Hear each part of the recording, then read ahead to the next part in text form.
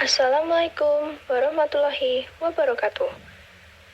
Halo teman-teman, kami dari kelompok 10B yang beranggotakan Alivia Nida, Arum Khairunisa, Fadilah Sekar, Lydia Intan, Rizal Diki, dan Aisyah akan mempresentasikan terkait uji viskositas larutan dengan metode Ostwald atau tabung U sederhana.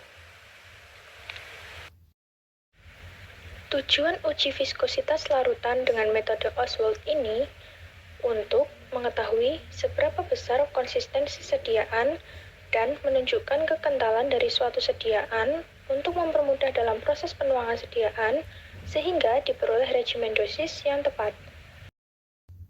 Selanjutnya, skop pengujian dan prinsip dari pengujian. Pada skop pengujian kali ini ditujukan untuk sediaan liquid seperti eliksir, emulsi, sirup, dan suspensi. Adapun prinsip dari pengujiannya yaitu dengan mengukur waktu yang diperlukan oleh cairan untuk melewati dua titik yang telah ditentukan pada sebuah tabung kapiler vertikal. Kemudian selanjutnya terkait cara pengujian. Yang pertama, isi tabung dengan sampel yang akan diuji sesuai instruksi dari manufaktur. Sampel ini dimasukkan hingga melewati batas atas. Sesuaikan suhu alat viskometer dengan merendam alatnya selama tidak kurang dari 30 menit pada water bath atau oil bath yang sudah distabilkan suhunya sesuai monografi dari sampel yang akan diuji. Kemudian keluarkan sampel sampai volume sampel pada tabung bulat bawah menjadi setengah. Saat sampel dikeluarkan, tutup ujung atas dengan penutup. Lalu penutup dibuka dan mulai dihitung waktu laju alirnya. Ketika sampel sudah melewati batas bawah, maka catat waktu alirnya. Data yang didapat dihitung hasil pengujian untuk memperoleh nilai viskositas. Selanjutnya yaitu contoh dari kompendia. Salah satu sediaan farmasi yang terdapat ketentuan dan persyaratan pada uji viskositasnya yaitu suspensi oral meloxicam.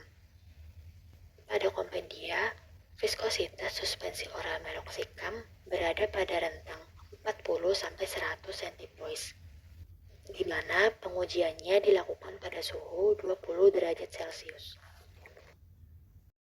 Selanjutnya yaitu simulasi hasil. Hasil yang diperoleh pada uji viskositas yaitu dengan melakukan perhitungan menggunakan rumus seperti yang terdapat di slide, sehingga didapatkan hasil berupa viskositas cairan sampel. Jadi, viskositas cairan sampel dapat diperoleh dari viskositas cairan pembanding dikalikan dengan waktu aliran cairan sampel dikali massa jenis cairan sampel dibagi dengan waktu alir cairan pembanding dikalikan dengan massa jenis cairan pembanding. Data pada slide ini merupakan simulasi hasil uji viskositas dari sediaan suspensi oral meloxicam yang persyaratannya adalah memiliki viskositas pada rentang 40 hingga 100 centipoise yang diuji pada suhu 20 derajat Celcius.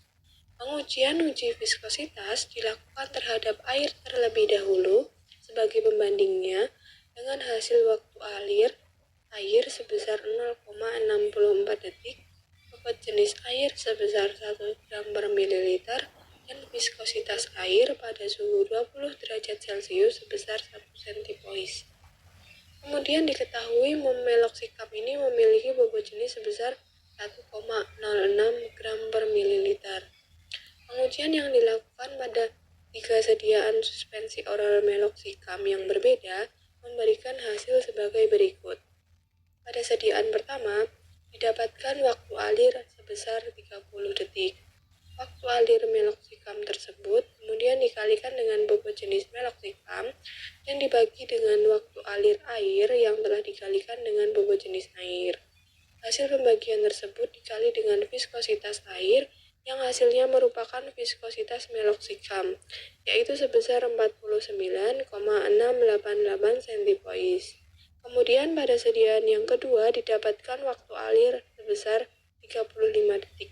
Waktu alir meloksikam tersebut kemudian dikalikan dengan bobot jenis meloksikam dan dibagi dengan waktu alir air yang telah dikali dengan bobot jenis air.